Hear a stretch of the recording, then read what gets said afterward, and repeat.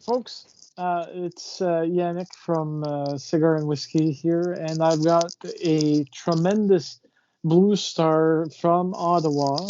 She is known as Angelina Hunter, and she's the lead member of the Angelina Hunter Trio. They've just released their latest album called Let It Slide.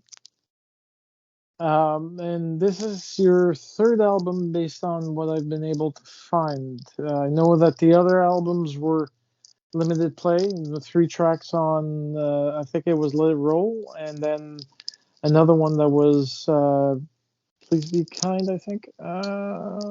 Yeah, so the first album was a full length. That's Roll With It. But the second one was just an EP because it got cut off by the pandemic. So we only got 3 tracks on there.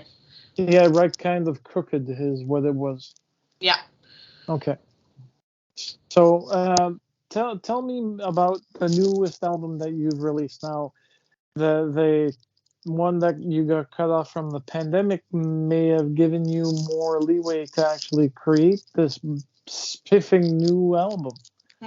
Sure. Actually, during the pandemic, we didn't have a chance to do too much writing because there was so many lockdowns that we couldn't get together with our bass player who's immunocompromised. So that was a bummer.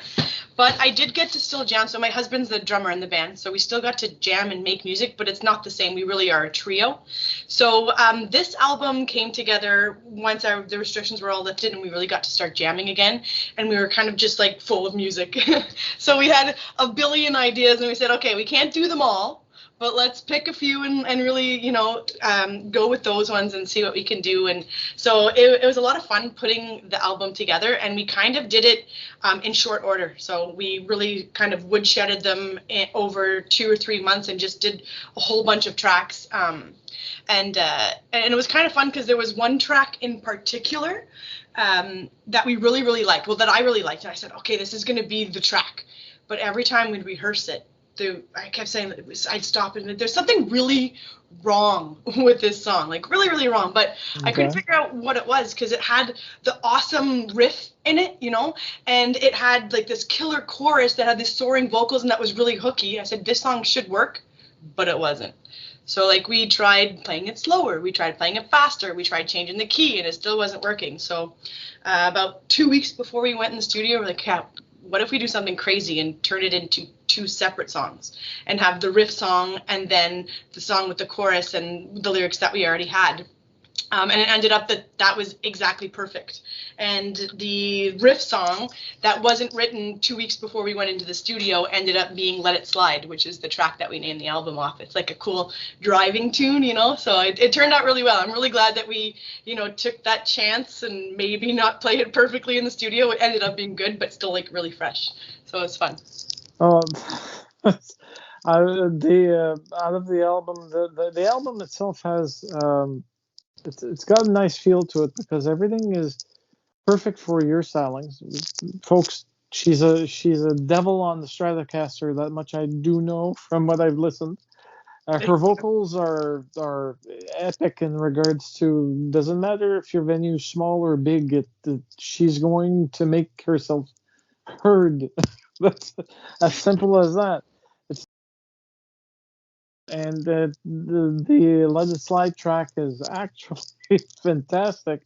But the one that I actually had fun with, due to the way that it was actually done, was Off the Line. But out of the whole album, you do tend to go into smoother flows, at least with Wait for Tomorrow, which is kind of a blues ballad. But it's fun to listen to. I was listening to the whole album. I had to listen to it twice this morning, and I had chills running through my body, which only happens when something touches certain chords of my heart or my musicality.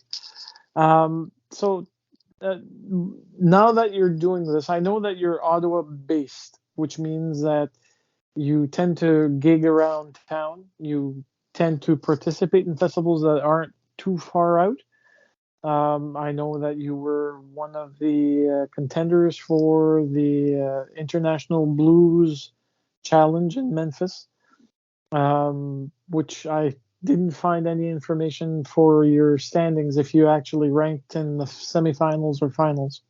No, we just made it to the first round, but it was epic. So, because the Blues Challenge is so fun. It's just a whole bunch of musicians, and every venue has 6 artists.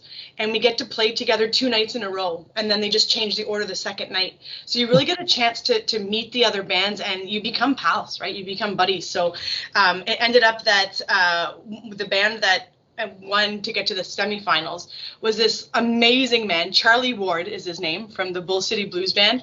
And as soon as I saw him, I walked into that bar, and he's like 6'5", this tall, handsome man with like a gold jacket on and a fedora. And I'm like, I'm talking to that guy. Anyways, he was awesome.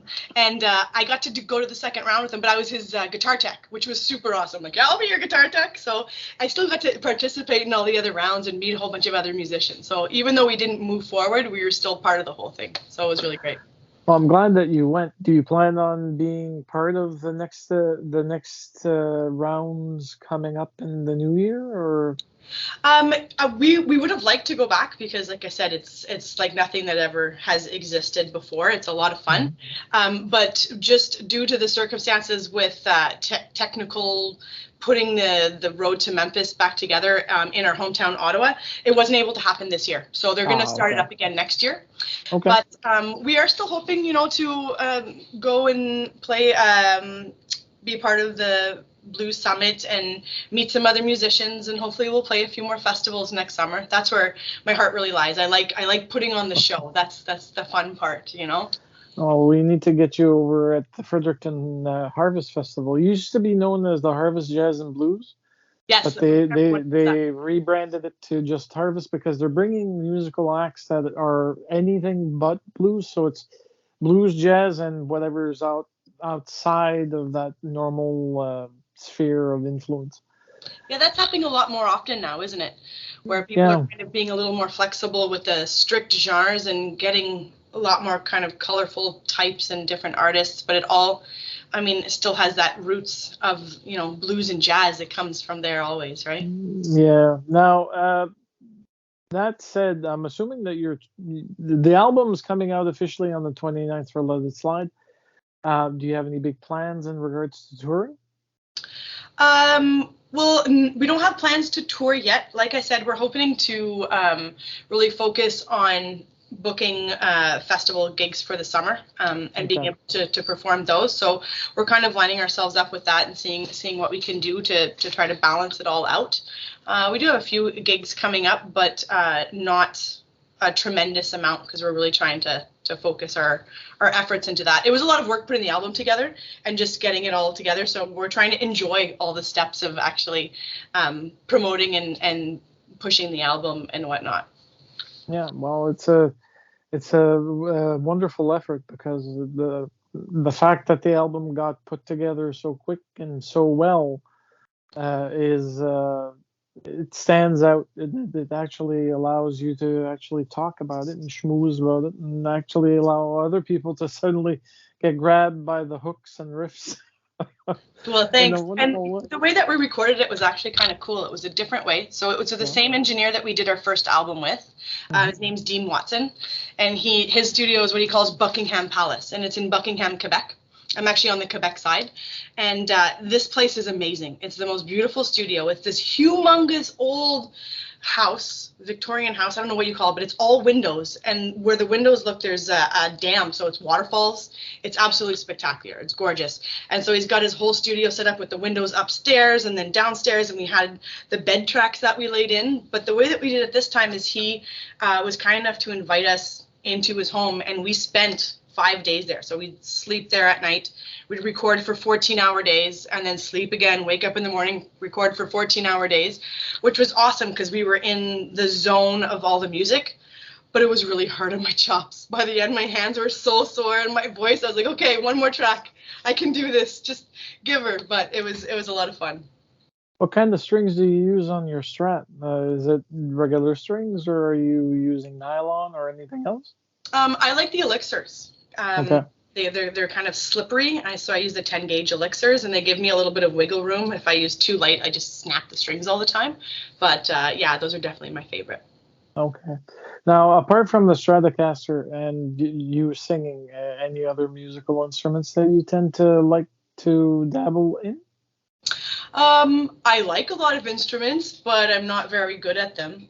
I mean, I used to play I used to play the saxophone in high school, so I still have a Okay. saxophone. I play a little bit of piano, so I'm trying, but I'm not. It's definitely not my natural instrument to be able to play, but it's a lot of fun. But it really is, guitar and singing. I was kind of tricked into singing when I was a kid because I was so loud, and I had to put my loudness to good use so that I stopped getting in trouble about it. Now, everything said and done about the album, I know that you've got it's bass, drum, and you, which makes up a wonderful balanced trio. As a human being, during your busy musical activities, do you have any hobbies that you tend to go on to kind of tune out or to uh, focus on finding a solution to any writer's block that you might have? um, yeah, I have a couple of things that I really enjoy doing. I love kickboxing. That's super fun. It's gets sort of like all the energy up, and it's a lot of fun. I never actually hit anyone in real life, but it's Mm. super fun. I like painting, so I used to paint a lot and kind of weird abstract kind of things. Actually, Adam in our band, the bass player, Adam Mhm. Bell, he's an awesome painter, and it's something that he picked up right before the pandemic hit, and kind of helped him coast through it. So he's got amazing paintings. So we kind of we'll talk back and forth about art and whatnot. But he's super lucky because he's got synesthesia. So that's when you see music that you hear. So he sees colors and textures that go with the music. So he can paint songs that he hears, or he'll paint the color and the sound of my voice, and it's really cool. Or he's done like a series with all the different notes of the scale and what they sound like and what they look like. So it's pretty cool. So the art thing is a lot of fun, and I like spending time in the woods. I have a huge bike trails, like millions of bike trails by my house, so I'll spend a lot of time on my bike back there. Now, the last question for the interview. I need to build up questions, but I like hearing you guys talk. Um, it's a weird question because it's off the wall. What's your favorite dish? Like to eat? Yes. Oh, it's turkey, and it's almost Thanksgiving, so it's my favorite time of the year. Like, for sure, it's gonna be Uh, awesome. Hmm. well, I'm happy that you have that liking because it's the same thing here. I like turkey when it's properly done. Yeah. One thing I can't stand is dry turkey, though. Oof. Yeah, that's why um, they invented gravy. It's all good. as Dry, overcooked, undercooked, whatever. It's good. long as there's gravy, stuffing, and veggies, I'm happy. Perfect. Well, thank you so much for taking this time to actually touch base, and I do apologize about missing our preview date yesterday, but thank you for allowing myself to do it this morning. Well, thank you so Uh, much. I really appreciate it. It was nice to be able to talk to you, and I was checking out some of the other wonderful interviews you had, and thanks for listening to our album twice.